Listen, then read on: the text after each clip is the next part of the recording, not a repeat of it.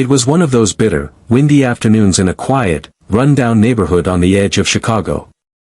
The sky hung low and gray, and the sidewalks were mostly empty, except for one hunched figure sitting silently near the corner of 8th and Maple.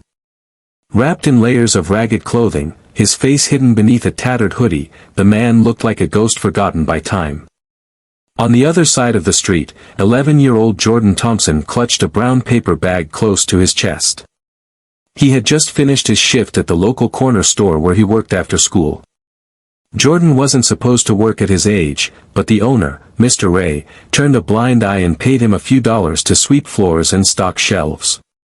The money helped his mom cover groceries.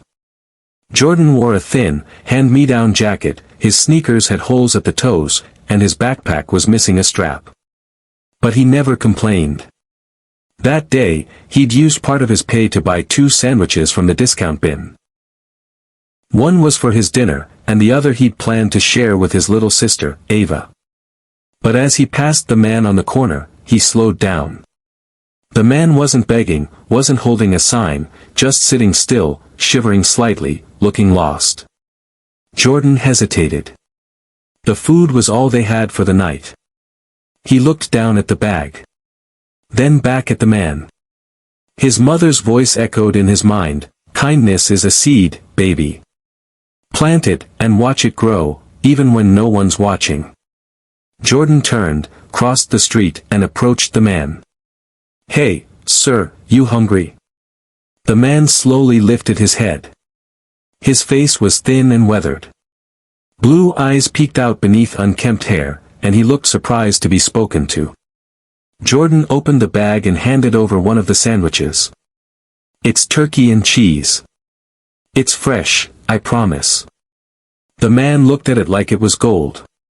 "You sure?" he asked, his voice dry and gravelly. Jordan nodded. "Yeah. I got another one at home."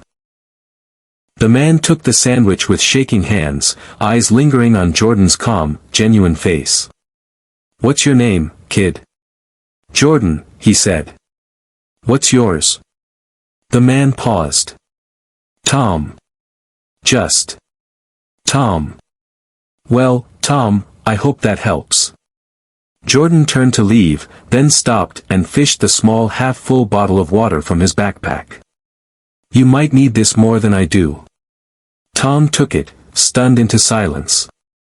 "Be safe, okay?" Jordan said and disappeared around the corner. That night, Tom sat there for a long time with the sandwich untouched in his lap. It wasn't just the food that moved him, it was the boy's eyes. The kindness. The way he didn't flinch or look away. It had been years since anyone looked at him like a human being. Tom Prescott hadn't always been homeless. 10 years ago, he had been the CEO of a booming investment firm in New York. He had the cars, the penthouse, and a name that opened doors. But wealth couldn't save him when tragedy struck. His only son, Liam, died suddenly from a rare condition, and his marriage crumbled under the grief. In the years that followed, Tom lost interest in everything, business, family, even himself. He disappeared into the streets, walking away from his fortune, becoming just another forgotten man in a city that moved too fast to care. He never thought he'd come back from it. Until Jordan. For the next few days, Tom returned to that same spot, hoping to see the boy again. And sure enough, 4 days later, there he was, walking from the store with another paper bag. "You're back," Jordan said, surprised. "Yeah," Tom replied, smiling softly. "Didn't think I'd see you again. I brought you something." Jordan handed over a sandwich. "I got lucky this week. Mr. Ray gave me a bonus." "You shouldn't keep doing this," Tom said. Jordan shrugged. "It's just food. People need food." Tom studied the boy. "Where's your dad?" "Gone. Walked out when I was 5. My mom works double shifts. We get by." They sat in silence for a moment. "Ever think about what you want to be when you grow up?" Tom asked. Jordan grinned. I want to be an engineer. Build stuff. Design better houses for people who don't have one. Tom felt a knot tighten in his throat. Over the next few weeks, Jordan and Tom met regularly. The boy always brought food, sometimes drawings from school, sometimes just conversation. Tom listened, laughed again, and slowly began to see something in himself he hadn't felt in years: hope. Then, one cold night after Jordan had left, Tom made a decision. He walked to the nearest shelter and asked for help. He let them take him in, get him a bed, help him clean up. Within a week, he had reached out to an old friend, his former CFO, who barely recognized him. But when Tom proved his identity, the friend helped him regain access to his frozen assets. The name Tom Prescott still held power. Within a month, Tom had a lawyer, a phone, a bank account, and a clean shave. But more than that, he had a purpose.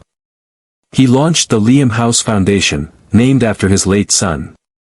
The goal: to support and mentor inner-city youth who were gifted but lacked opportunity. The foundation offered full scholarships, mentorships, and housing aid to kids from struggling backgrounds. But Tom didn't tell Jordan any of this. Not yet. Months passed. Jordan wondered what happened to Tom, but life moved on. He focused on school, helped his mom with Ava, and still dreamed of building homes. Then one day, a letter arrived at their small apartment. It was thick, sealed with gold trim, and addressed to Mrs. Thompson. Inside was a typed message. Dear Jordan. Your generosity changed my life. I once had everything but forgot what truly mattered, until a boy shared a sandwich with a stranger. You reminded me that kindness rebuilds what wealth cannot. As a thank you, you've been selected as the first recipient of the Liam House Scholarship. Full academic support, mentoring, housing assistance, and an invitation to a brand new academy built for dreamers like you. Keep dreaming, Jordan. Your future is waiting. TP. Jordan blinked. His mother cried. Ava danced around the room. A car arrived the next morning to take them to the academy. Jordan stepped out in front of a brand new building, his name already listed on a student plaque. And standing at the door, in a tailored navy suit, was Tom Prescott, clean-cut, smiling, and waiting. Jordan stared. Tom. Tom opened his arms. Welcome home, Jordan. The boy ran to him, hugging him tight. From that day forward, Jordan's life changed. He studied under architects and engineers, earned a full ride to college, and eventually returned to Chicago, designing housing units for low-income families with dignity and beauty. And every time someone asked him how it all started, he would smile and say, I gave a hungry man a sandwich once. Turns out, he gave me the world back.